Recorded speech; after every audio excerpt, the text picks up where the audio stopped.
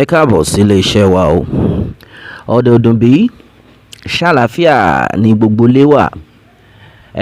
Ọmọ Yorùbá, bí wọ́n fẹ́ bí wọ́n kọ̀, Yorùbá nation lọ́nà àbáyọ o. A máa túbọ̀ máa jẹ́ kán máa gbọ́ ni. Kò ní sú wa, kò ní rẹ̀ wá. Ọ̀pọ̀lọpọ̀ àwọn èèyàn jáde láìpẹ́, wọ́n ní pé ká má máa pè ní Yorùbá nation mọ́, pé ká máa pè ní Odùduwà nation. Wọ́n ní pé ìdí ni wípé àwọn Ọ̀yọ́ àwọn ló gbé Yorùbá lórí. A jà fún Ọ̀yọ́ nìkan, gbogbo ilẹ̀ Yorùbá là ń jà fún. Ìdí yìí tí ẹni yìí sọ yìí ó lágbára. Ẹ jẹ́ ká mọ̀ ní comment section bóyá bó ṣe yẹ kó lọ náà nìyẹn.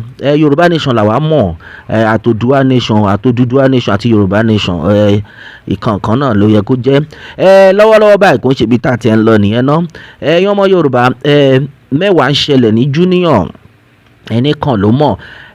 Pẹ̀lú bí gbogbo àwọn ìjọba ṣe ń pariwo pé ẹ máa jà fúnra yín ni o. Àwọn kan sọ pé ẹ jà fúnra yín, ẹ jà fúnra yín, ẹ jà fúnra yín. Wọ́n ní ìjọba náà sọ pé ẹ jà fúnra yín, ẹ jà fúnra yín. Ṣé ẹ̀tọ́ àwọn ọmọ ìlú ni kán jà fúnra wọn bí àwọn agbésùnmọ̀mí ṣe ń pa wá lọ́tùn tó ń pa wá lósì? Ẹ bá mi dáhùn ẹ̀ náà ní comment section. Lọ́wọ́lọ́wọ́ báyìí ìròyìn tó dé bá wa lákòókò yìí ni wípé wọ́n ní pásítọ̀ kan, gẹ́gẹ́ bí ìròyìn yẹn ṣe lọ, wọ́n ní pásítọ̀ lẹ́ni yìí pé ó pa àwọn immigration officer méjì. Ìyẹn náà lágbára bí. Wọ́n ní pásítọ̀ yẹn ó pa àwọn immigration officer méjì ní ilé ẹ̀. Ìròyìn yẹn ó ní bó ṣe jẹ́.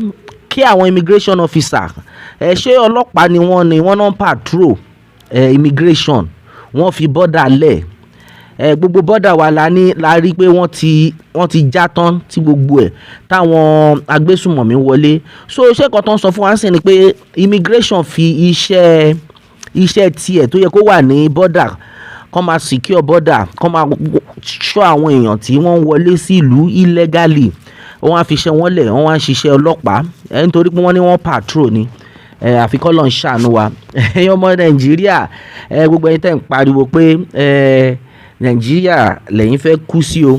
Ṣé eléyìí ṣó tọ̀nà báyìí? Nítorí pé kò yé wa, kò yé wa. Gẹ́gẹ́ bí ìròyìn náà ṣe lọ, wọ́n ní pé àwọn immigration officer pé bọ́n ṣe wọlé sí compound pásítọ̀ yìí, pé pásítọ̀ rò pé olè ni wọ́n. Ó níbi tá ń lọ o, ó níbi tá ń lọ. Wọ́n ní pásítọ̀ rò pé olè làwọn arábí yìí o, bá kílódé táwọn arábí ṣe máa wọlé báyìí ní ọ̀gànjọ́ òru yìí, pé olè làwọn lè máa jẹ́. Bí pásítọ̀ ṣe gbébọn jáde nìyẹn, tó yẹ dàbò bí mẹ́ta ni wọ́n bọ̀, ó dàbò méjì. Ìkẹta wọn yẹn ló sá lọ tó pariwo pé ẹ wo èèyàn kan tó ń gbénu lé yìí ó ti pa lára wa o. Oríṣiríṣi ló ń ṣẹlẹ̀. Pé èèyàn kan tó ń gbénu lé yìí ó ti pa lára wa. Ká tó wí ká tó fọ̀ bó ṣe lọ pé bọ́n ṣe pé àwọn ìyókù àwọn immigration bọ́n ṣe wá pẹ̀lú patrol team, wọ́n wá sádùúgbò yẹn, wọ́n ṣà rescue àwọn tí wọ́n yìnbọn fún. Ó rescue àwọn tí wọ́n yìnbọn fún. Wọ́n ṣàgbé, wọ́n ní pé máa yẹn pé pastor ló ń pè. Wọ́n ní pé pastor Darlington lórúkọ tí máa yìí ń jẹ́, tó yìnbọn fún àwọn immigration officer yìí.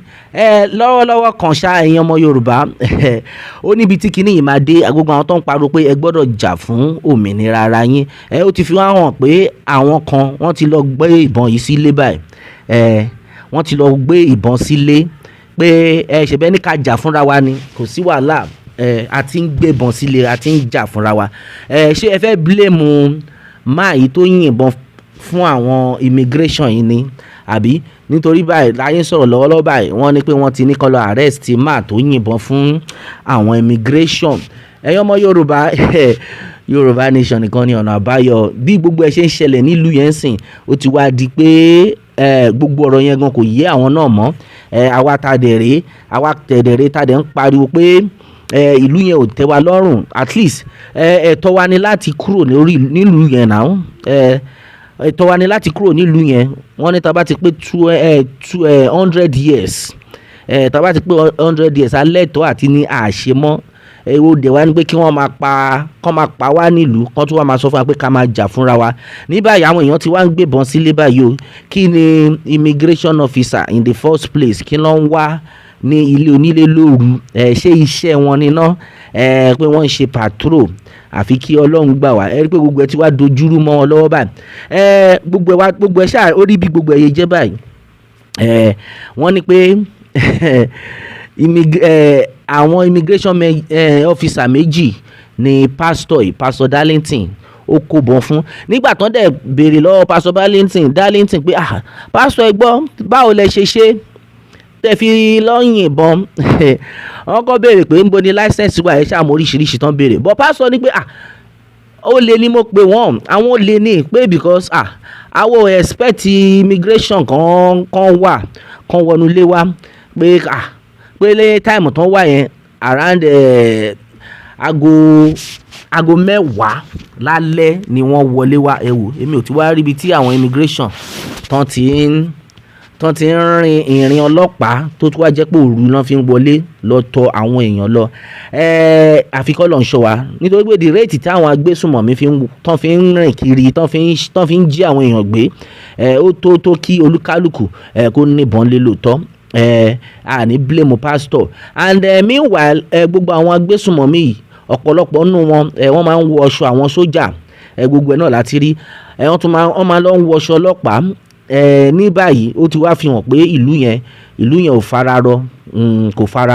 Gbogbo wọn tó yẹ ń pariwo wọn Nàìjíríà ṣe ti wá rí àwọn ìdí nítorí àwọn kan ń pariwo pé ìdí kí tiẹ̀ ní ìdí gan ta fẹ́ fi kúrò pé ṣé a lè tún lù ìṣe fúnra wa ni.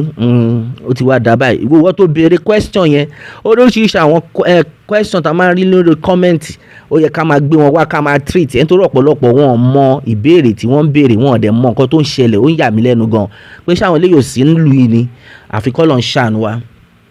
So ìdí rèé o nítorí pé ọ̀pọ̀lọpọ̀ nínú àwọn tó ń pera wọn ní ọlọ́pàá, tó ń pera wọn ní immigration, tó ń pera wọn ní kí ló ń pè wọ́n, àwọn NDLEA, EFCC, gbogbo wọn bẹ́ẹ̀ lọ.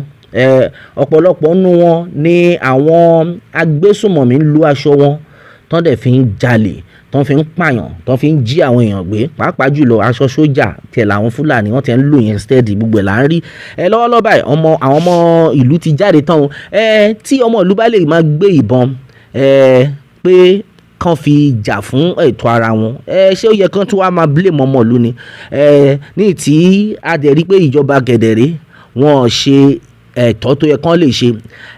Ìdí rèé tí olóyè Sunday Igboho fi jáde tán gbogbo ìgbà yẹn náà pé okay o, bí gbogbo ẹ ṣe ń lọ yìí a gbọ́dọ̀ jà fún ara wa. Olóyè Sunday Igboho jáde tán ká jà fúnra wa. Òun ni wọ́n ní pé olóyè Sunday Igboho kò ṣe dáadáa, àfi kọ́ ló ń gbà wá. Ọmọ Yorùbá bí wọ́n fẹ́ bí wọ́n kọ̀, Yorùbá nation òun ni ọ̀nà àbáyọ. Gẹ́gẹ́ bí ìròyìn náà ṣe lọ, ẹ máa bá wa kà lọ lórí ẹ̀. Panic in Abuja as a pastor shoots 2 immigration officers after being mistaken them for robbers. Ó lágbára. Tension gripped residents of Sabon Ido, a suburb of the Federal Capital Territory, on Friday night after 2 immigration officers were shot by a man identified as Pastor Darlington, who reportedly mistook them for armed robbers. The incident, which occurred around 10 p.m. On May 9, 2025, involved officers Ayomide Zion and then Hakeem Moshood, who were on a routine patrol in the area. According to police source, the armed suspect now at large opened fire. Wọ́n pè ní armed suspect opened fire without verifying the officers' identities. Okay, àwọn ọlọ́pàá wá ń jẹ́ ká mọ̀ pé sìn pé suspect ni bọ̀bọ́ yìí wá jẹ́, bọ̀bọ́ tó gbébọn dání. Wọ́n pè ní Pastor Darlington mọ̀, wọ́n ní pé suspect ni armed suspect, ẹni tó gbébọn dání tó wà armed. Okay, lọ́wọ́lọ́wọ́ báyìí ẹ̀yin ọmọ Yorùbá bí gbogbo ẹ ṣe ń lọ, àwọn ọlọ́pàá ti arrest ẹni tó yìnbọn fún àwọn immigration officer. Wọ́n ní pé ó yẹ kó mọ̀, nǹkan tó ń sọ ni pé ó yẹ kó mọ̀, kó lajú ẹ̀ dáadáa kó tó yin ìbọn fún àwọn people yìí. Ọmọ Yorùbá bí wọ́n fẹ́ bí wọ́n kọ̀, Yorùbá nation lọ́nà àbáyọ. Gbogbo àwọn arábì ẹ má dá wọn lóhùn, wọ́n gègé sẹ́yìn, àwọn ọlọ́mọ ní adégún, wọ́n á tún padà pé adé ògún mọ́. Ọmọ Yorùbá ẹ má sùn, àwọn arábì wọ́n mọ nǹkan tí wọ́n ń ṣe, káwa náà ká mọ nǹkan tá à ń ṣe. Oríṣiríṣi ló ti ṣẹlẹ̀ nílùú yẹn, àfi kélédùà gbà wá. Bẹ́ẹ̀ ni a ní rí jù báyìí lọ lórí eléyìí, a ó máa bẹ ọ̀bẹ níbẹ̀ ṣó, àtẹ́lẹsẹ̀ abẹ̀nàwò. Ẹni tó bá ní a máa bọ̀ òun là ní dé bá. Kí Elédùmarè kó bùkún fún orílẹ̀-èdè Yorùbá. Ó dàbọ̀.